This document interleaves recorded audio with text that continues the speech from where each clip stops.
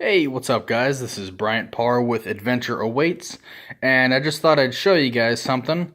You might have remembered my last video where I showed you how to construct a reinforced walking stick, or a hiking stick rather. And I got a little confession to make. I went outside and I tested it to see how it was, and I jumped on it a couple times. And I mean, I jumped on it and I sprung up and down just like a trampoline, and I thought, well, this is a pretty good strong stick, and I stepped off of it and it broke in half. But it did support my weight fully. It didn't break until I started bouncing on it. So it's very, very strong. Like I said, don't let that deter you from making one of them, because it'll just break willy-nilly. It is very, very strong. And so I went out today and I made another one. This one is not going to be a full video, obviously, because the stick is already constructed.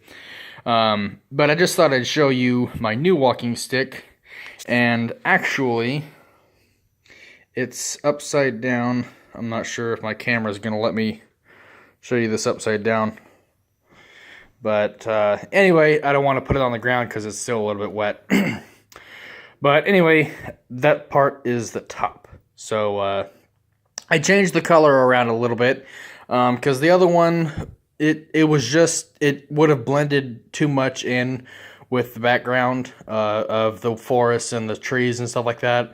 Would not have been very visible. So I went with a different color scheme here. I went with red, white, and blue, and black, obviously.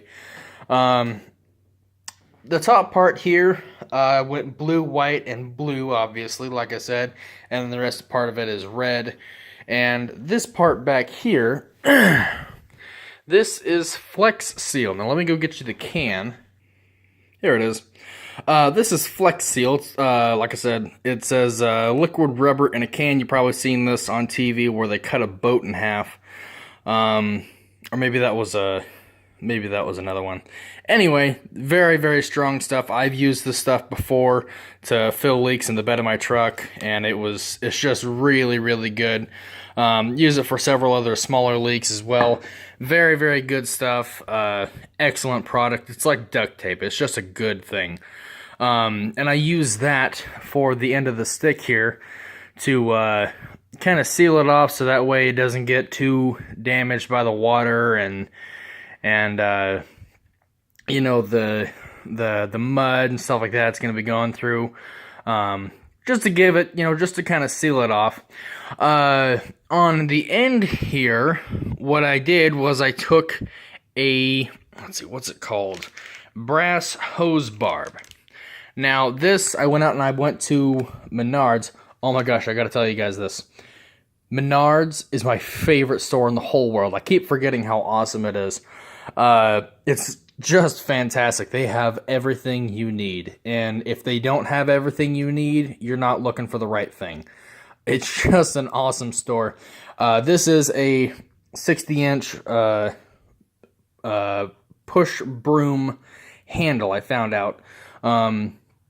It's tapered on the end, which is a good thing. You're going to want a nice tapered end there. But anyway, I went out and bought another one, and this is what you're going to need right there. This is a brass hose barb LFA 9 or 390 adapter. Not exactly sure what it's used for. I think you insert it into the end of a rubber hose in case you need to shorten it or whatever. Anyway, went out and got one of those. You're going to want to get the one with the threads on the inside. This part up here is actually brass underneath there. I just painted over it with a Flex Seal. It's actually brass, but you're going to want to get the ones with the threads on the inside. Now, the end of that one, the one that I just showed you here, is 22 millimeters. So you're going to want to get a 22 millimeter wrench. And what I did was I just shaved off the end of the stick just a little bit to get the threads to bite on there. And then me and a neighbor held on to it with dear life with both hands. And then I just screwed the end of the cap on there with a 22 millimeter wrench. box end wrench, and I just, like I said, just threaded it onto the end of the stick. Very sturdy, not likely to go anywhere. If it does, I'll just shave it off and do it again. I'll probably put a pin in there if it does fall off, but I don't think it will. Anyway, I just thought that would make a good little spike there on the end. And like I said, that's brass underneath there, so it's going to be real strong and sturdy. I tried to look for a steel one, but it didn't look like they had one. They had plastic, but I was like, there's just no way I'm putting plastic on there. Anyway, other than those two changes and the color, obviously, it's exactly the same. I put the fiberglass tape all throughout there. Let's see, I started right here. That's 13 inches from the end, just like I showed you in the previous video, all the way down and all the way back. But what I did was I went down and back, and then I went all the way to the end right there. You can still kind of see the tape cut off right there. So that's what I did, just to give it a little bit extra reinforcement. That's quite a bit of stick to not be reinforced. But anyway, that's just something that I did. You don't have to do that. But pretty much that's what it's going to be. I am hopefully going to be getting a really small spyglass. My grandfather told me this would be kind of a cool idea to put a spyglass in there. Let's see if I can get you to look. And wouldn't that be cool just to be able to, see what's on the other side of the ridge through that hole there? That'd be kind of cool. If I can't find one, I'll just put another bit of paracord through there, which is perfectly acceptable. Anyway, that is the extra bit of work that I did on the stick, and the Christmas cane. Like I said, it broke in half, but it was very, very strong. I just did what's called a demolition test on it. I wanted to break it. I wanted to see how long it would take to break.